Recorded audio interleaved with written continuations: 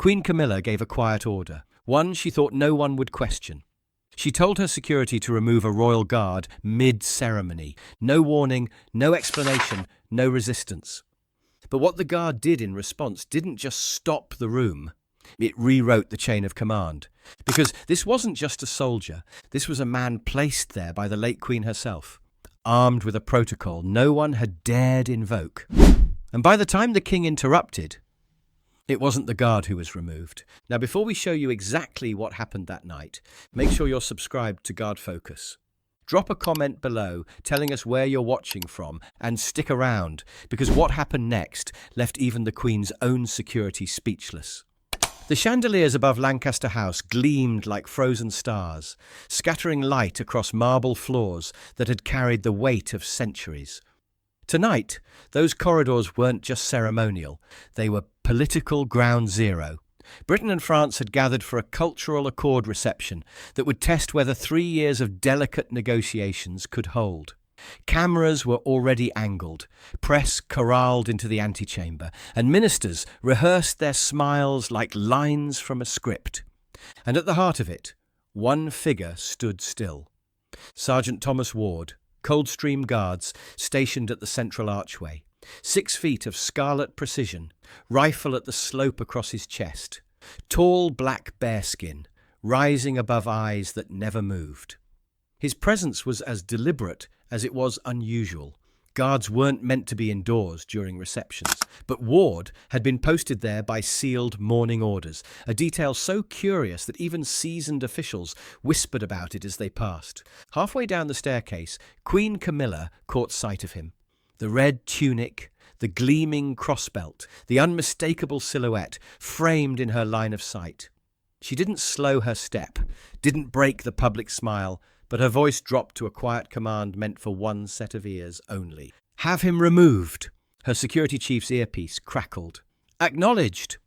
No warning, no explanation, just an order. And as the sound travelled through hidden comms, eyes began to shift toward the scarlet figure at the archway. Because tonight, someone was about to find out that not every order carries the same weight. Lancaster House had always been a building that spoke in whispers. The gilded ceilings, the carved oak doors, the oil paintings of monarchs past, everything about it reminded guests that history itself was watching. Tonight, though, the whispers felt sharper. The French delegation had arrived early, their officials already mingling with British ministers in clipped exchanges about trade, visas, and cultural access. Every handshake was measured, every pause timed, because one poorly chosen word could make tomorrow's headlines. At the centre of this stage stood Sergeant Thomas Ward. His boots were planted in geometric precision, heels together, toes pointed slightly outward. The scarlet tunic stretched crisp across his shoulders, white crossbelt cutting diagonally over his chest like a drawn blade. The rifle in his hands rested diagonally, barrel angled toward the polished floor. Above it all towered the tall black bearskin, catching the chandelier's glow in soft sheens of fur. For most, he was scenery. For those who knew, he was signal. Pinned discreetly above his left breast was the Operational Service Medal ribbon, a strip of silver and blue few in that room recognized. Afghanistan, Helmand Province. Years when the Coldstream Guards weren't ceremonial at all, when silence meant survival and posture meant you might live another day. Ward had carried men through dust storms, pulled comrades out of blown-out convoys, and spent nights on listening posts where even breath felt too loud. None of that showed on his face. It lived only in the stillness of his stance. But what truly made him unusual wasn't his ribbon. It was his placement. Royal Guards almost never stood inside receptions. They lined palace gates, manned forecourts, held perimeter. Tonight, though, Sergeant Ward had been ordered directly into the corridor, placed at the very threshold between the ballroom and the main hall, visible to every guest, every camera, every eye that dared to glance. It wasn't random. It was deliberate, and everyone who worked these events knew it. The order hadn't come through his regimental commander. It hadn't even passed through the household division in the normal chain. At dawn that morning, a sealed leather folder had been delivered to Wellington Barracks with his name scrawled across the top. Inside, one page bearing the counter-seal of palace operations. Sergeant Thomas Ward will report to Lancaster House, Central Interior Archway, Diplomatic Reception Detail, Priority Revision. Colonel Hendricks, his commanding officer, had stared at the paper longer than protocol required. "Unusual, Ward," he'd muttered, tapping the crest with one finger. "Orders like this don't just appear. Somebody upstairs wants you there, not someone else. Don't ask me why. Just know you're not decoration tonight, you're placement." And so here he was, as much a symbol as a soldier. The French delegates noticed. The BBC noticed. Even the catering staff, trained to glide invisible through royal receptions, cut quick glances as they passed his post. Nobody knew quite why he was there, but everyone knew he mattered. Which is why, when the Queen Consort's quiet order to remove him filtered through earpieces, the entire room seemed to draw a single collective breath. Because moving a Coldstream Guard from an interior ceremonial post wasn't just unusual, it was unprecedented. Queen Camilla was no stranger to optics. For decades, she had lived in the orbit of cameras, studied lenses, managed angles, learned the weight of every gesture. She knew how quickly one photograph could tilt public opinion, how easily a stiff smile or awkward backdrop could dominate headlines. Tonight, of all nights, the photographs mattered. The French delegation had brought with them more than policy briefcases. They'd brought expectations. 3 years of stalled negotiations were meant to culminate in a symbolic handshake, a tableau that would reassure both nations that culture could bridge politics. The press had already framed their lenses toward the grand staircase, waiting for Camilla to descend into a perfect frame of harmony. But harmony requires control, and control, she realized the moment her eyes caught the scarlet figure at the archway, was slipping. Sergeant Thomas Ward stood exactly where every photograph would catch him, looming just beyond the cultural minister's entry path, stationed directly in line with Camilla's descent. He was impossible to crop out, unavoidable in every angle, his tunic's red cut through the ballroom's ivory palette like a warning flare. His bare skin loomed higher than the French chandeliers, a silhouette that reminded everyone of a reign that wasn't hers. She tried subtle manoeuvres at first. "Shift the camera banks 2 steps west," she murmured to Porter, her aide-de-camp. The BBC's senior photographer obliged, but when the French minister adjusted position for the handshake, the guard was still visible, crisp and immovable in the background. "Bring the press closer to the antechamber," she suggested minutes later. Again, the photographers complied, yet somehow Ward's placement fell perfectly into frame behind every exchange. It was as though the geometry of the room itself had been drawn to ensure his presence could not be erased. And the room noticed. A French general, polished in dress uniform, leaned toward his aide with a muttered remark. "Toujours eux, toujours immobile."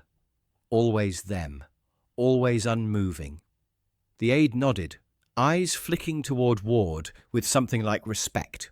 A BBC producer, crouched near the string quartet, angled her phone just enough to capture the guard's silhouette against the gold arch. Her lips tightened as though she knew she was sitting on a story. Even the Belgian ambassador's wife, famous for her memory of court protocols, lingered longer than necessary near the archway. She watched Ward the way one might study a chessboard, recognizing that a single piece had been placed deliberately and that its position could determine the game. Camilla continued her performance flawlessly, smiling, greeting, exchanging pleasantries, but each word came clipped, each laugh a little forced. Behind every conversation she caught sight of that red figure in her periphery, a reminder that someone had shifted the script without telling her. And the longer she felt his silence, the more it pressed against her. Finally, as she drifted past a row of French officials admiring portraits of Victoria and Albert, her voice dropped again, sharpened to steel. "I won't have my backdrop feel like a different reign," she said, not to anyone in particular, but loud enough for Porter to hear. He bowed his head. "Understood, ma'am." The instruction was clear. Ward wasn't just scenery anymore, he was an obstruction. And obstructions, in Camilla's world, were removed. Inspector Hayden Shaw had worked palace security for nearly 15 years.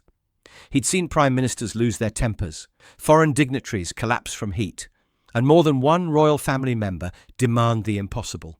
His job was simple: keep the order smooth, the optics controlled, and the noise invisible.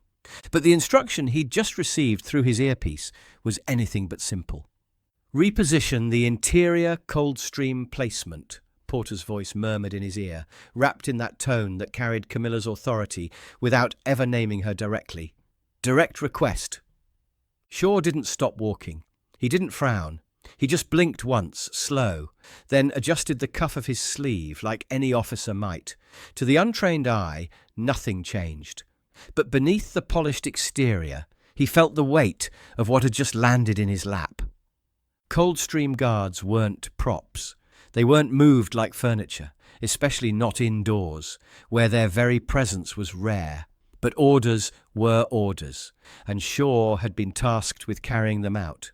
"Copy," he whispered into his mic. "Moving to threshold." Immediately the machine began to turn.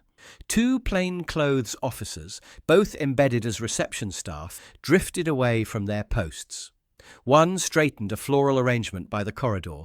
The other paused to collect a tray of champagne flutes. Their route seemed casual, but each step brought them closer to forming a loose triangle around Sergeant Thomas Ward. The ballroom didn't notice. At least, not at first. But those who understood protocol did. A retired Guards general, sipping a glass of burgundy near the eastern pillar, tilted his head as he clocked the subtle movement. His eyes narrowed. He whispered something sharp to his companion, who followed his line of sight and immediately stiffened. The Belgian ambassador's wife, standing with a small notebook in hand, jotted a single phrase without even glancing down.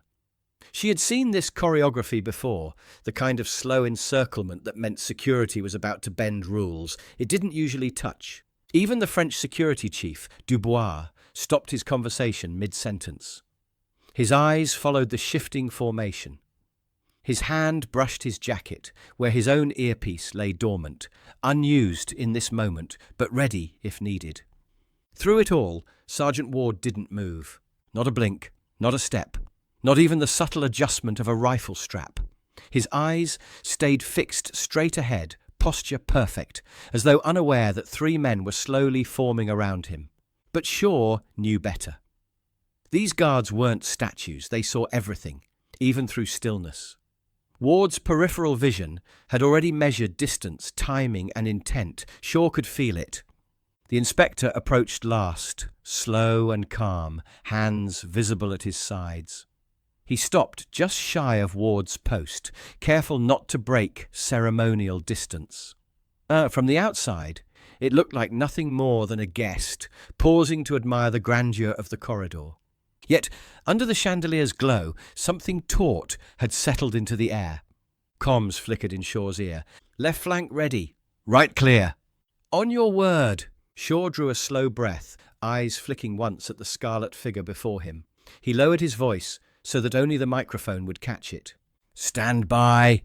Move on my count." The command was ready. The triangle was set, and still, Ward stood silent. Scarlet bearskin, rifle gleaming under the light, like he had all the time in the world. The corridor had gone quieter than it should have been. Conversations in the ballroom continued, but in this pocket of marble and gold, time seemed to slow. Three men in plain suits edged closer, subtle as shadows. Inspector Shaw stood in front, gaze steady, posture rehearsed. Every movement was meant to look ordinary to untrained eyes. But Sergeant Thomas Ward was no ordinary figure. He hadn't twitched since Shaw's men began their drift. His boots were still locked in perfect alignment, his rifle angled precisely across his chest, the tall black bearskin, unmoving, above a face set in granite calm. Yet behind that stillness he was calculating. He had felt the formation close around him before the last man even moved. The earpiece in Shaw's ear crackled.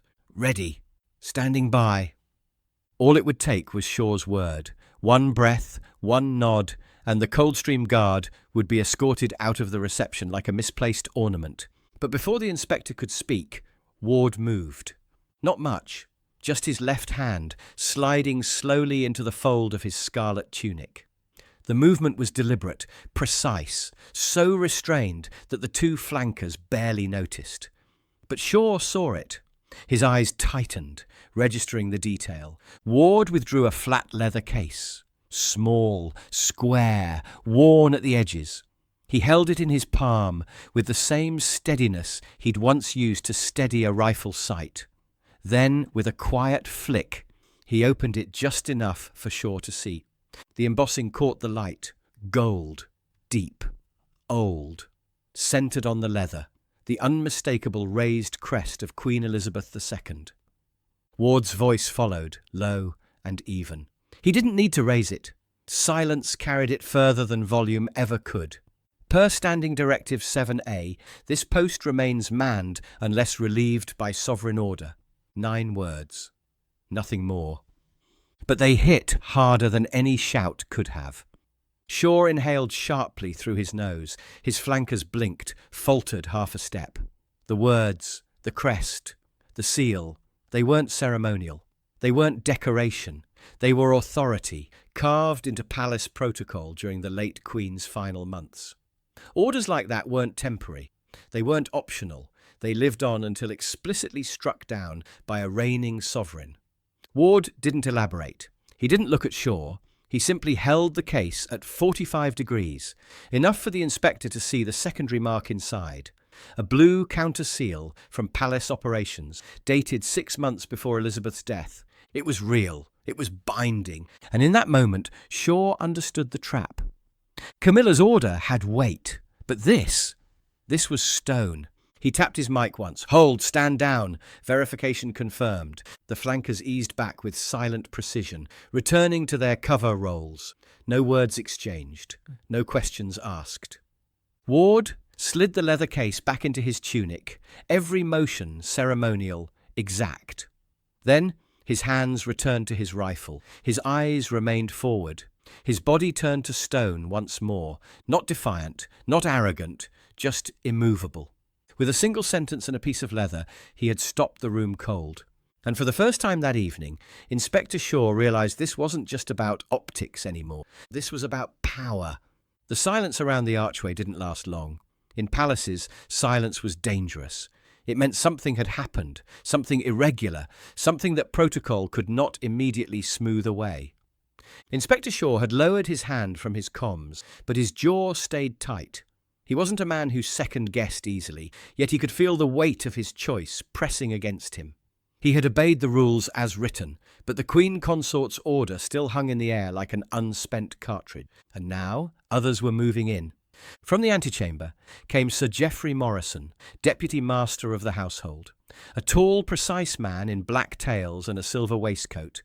Morrison looked as though he'd stepped out of the very architecture, straight-backed, hair perfectly parted, voice pitched low but unmistakably firm. He didn't approach Ward. He approached Shaw. "I've just spoken with Palace Operations," Morrison said, his eyes fixed on the inspector. "Directive 7-A remains valid until rescinded by the sovereign himself. The Queen Consort's authority does not extend to legacy designations."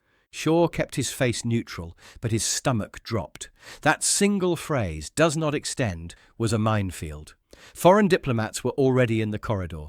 Every one of them would carry those words back to their governments by morning. Behind Morrison, Porter, Camilla's aide-de-camp, arrived at a half-trot. His face was pale, his voice careful. "Ma'am insists the guard to be removed from her line of sight," he whispered. "She says his presence is antagonizing, destabilizing." Morrison turned slightly, lowering his voice, but not enough to hide the steel in it. "Her insistence is understood. It is also constitutionally constrained." Camilla herself appeared then, moving faster than etiquette allowed.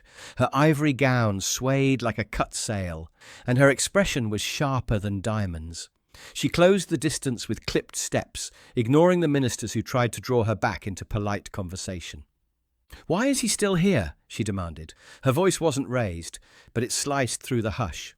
"I asked for him to be moved." Morrison's reply came steady, as though rehearsed. "Because, ma'am, he is covered by a standing directive of the late Queen." Until His Majesty says otherwise, he cannot be relieved. Camilla stared at him. Are you telling me that I, the Queen of England, cannot remove a guardsman from my own reception? Porter shifted uncomfortably beside her. Shaw stayed silent. The two flankers looked at the floor. Morrison held her gaze. Not from that post, ma'am. Not under that directive. It requires sovereign override. For a moment, there was only the sound of the string quartet, faltering in their second movement, as though even their bows could feel the tension in the air. A hush spread outward, subtle but real. Diplomats paused mid-sentence. A French attaché leaned in to whisper to his superior. The Belgian ambassador's wife raised her pen again and jotted furiously. Camilla's jaw tightened, her cheek twitched. She leaned closer to Morrison, her voice dropping to a whisper edged with frost. Then invalidate it. Now. Porter swallowed hard. His eyes dropped to the floor. I can't, he admitted. It was the first time in his career he had ever said those words to her. For a heartbeat, Camilla didn't speak. Her breath was clipped, shallow, restrained. The silence pressed against her like stone, and in that silence the scarlet figure at the archway hadn't moved an inch. Still, upright, rifle angled, bearskin towering, watching nothing and everything. That was the problem. He was still there. The corridor had narrowed, though its marble arches remained wide. Power itself made the space feel tight. Guests lingered at polite distances, watching without daring to look directly. The string quartet faltered again, their bows whispering hesitant strokes as though even music bent beneath the strain. Queen Camilla stepped forward, breaking through the invisible boundary that had held others back. She stopped within a foot of Sergeant Ward. The air between them crackled, not with sound, but with the weight of centuries colliding. Her voice was soft, but sharp enough to cut. You're in my line of sight. Ward didn't answer. He didn't need to. Instead, he performed a single ceremonial nod, precise, controlled, the kind guards had given monarchs for generations. But this wasn't deference. It wasn't submission. It was recognition without concession. A gesture that said, I see you, and I remain. To the untrained eye, it looked respectful. To Camilla, it was a message, an insult wrapped in protocol. She exhaled through her nose, the smallest flicker of frustration showing across her features. She turned her head slightly, just enough for her voice to reach Porter without appearing to address him directly. We'll have him repositioned. The words weren't loud, but they carried. Shaw heard them. So did the two flankers who had already retreated to their cover points. And so did a handful of diplomats, standing close enough to sense that history had just been nudged. Camilla walked 2 slow steps past Ward, her gown brushing the edge of the archway. He's unnecessary, she added to no one in particular. But everyone understood. This wasn't a suggestion, it was a command. Inspector Shaw shifted his weight, his face unreadable. He had already seen the legacy order, already heard the guard's words. To press further would mean stepping into a constitutional storm. But standing down meant disobeying the Queen Consort directly. The earpiece in his ear hissed faintly with half-formed instructions, aides and officers weighing phrases like diplomatic discretion and temporary optics. None of them wanted their voice to be the one history remembered for breaking or preserving protocol. One of the flankers gave the smallest of nods toward Shaw, a signal. They were ready if he gave the word. Shaw's hand hovered near his lapel, close enough to touch his mic. His jaw flexed. Every instinct, as a career officer, told him to protect authority, keep the Queen Consort's order intact. Yet the crest he'd just seen in Ward's leather wallet glowed in his mind like a brand. The Belgian ambassador's wife scribbled another furious line in her notebook. A French attaché raised his phone slightly, pretending to check a message but angling the camera toward the archway. And then, before Shaw could decide, another figure entered the corridor. The deputy master reappeared, phone dark, his expression controlled but firm. He leaned just enough toward Shaw for the words to reach. We've notified the private secretary, he said quietly. He's on his way. The inspector's eyes flicked once toward the ballroom. His decision for the moment was suspended. The guard still hadn't moved. Not a glance, not a word. The stillness itself had become a weapon.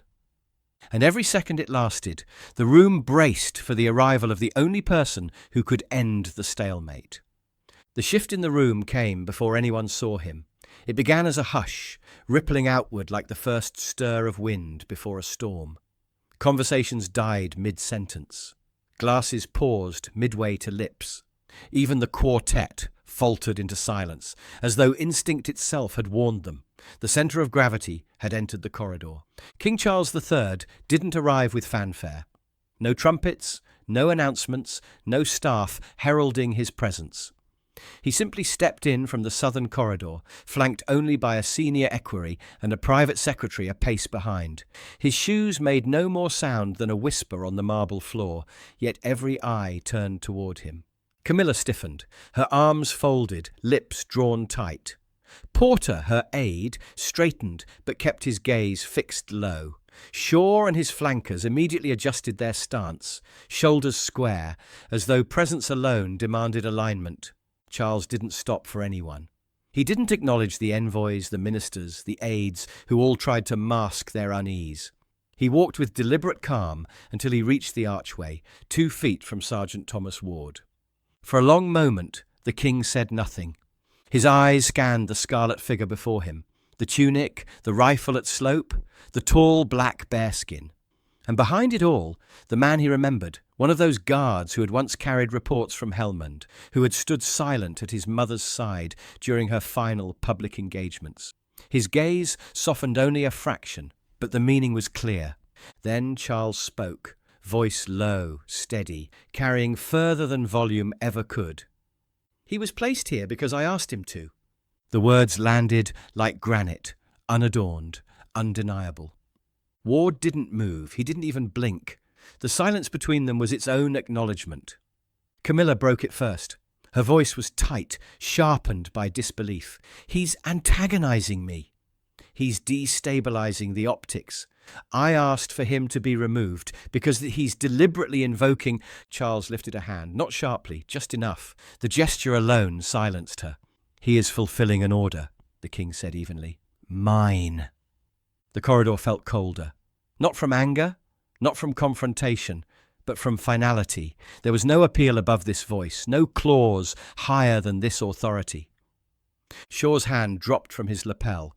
His flankers eased their shoulders. Morrison, the deputy master, bowed his head slightly as if confirming the inevitable. Charles turned, his eyes resting not on Camilla now, but on Shaw. "Stand your people down." "Yes, Your Majesty," Shaw said quietly, his voice carrying the weight of relief and resignation at once. The king paused, then gave his final instruction. "See Her Majesty to the east vestibule. Give her a moment to rest. Ensure she is unbothered." Not a request, a command. Camilla's head snapped toward him. "You're removing me?" Charles met her gaze, calm and unyielding. "No," he replied softly. "I'm honouring your request." A breath's pause. His words cut through the air like a blade. "Someone's being removed. Just not the guard." The corridor went still again. And in that stillness, the hierarchy of crown and country settled itself with surgical clarity. The marble corridor seemed to exhale as Charles's words settled. No one dared move until his meaning had sunk in completely.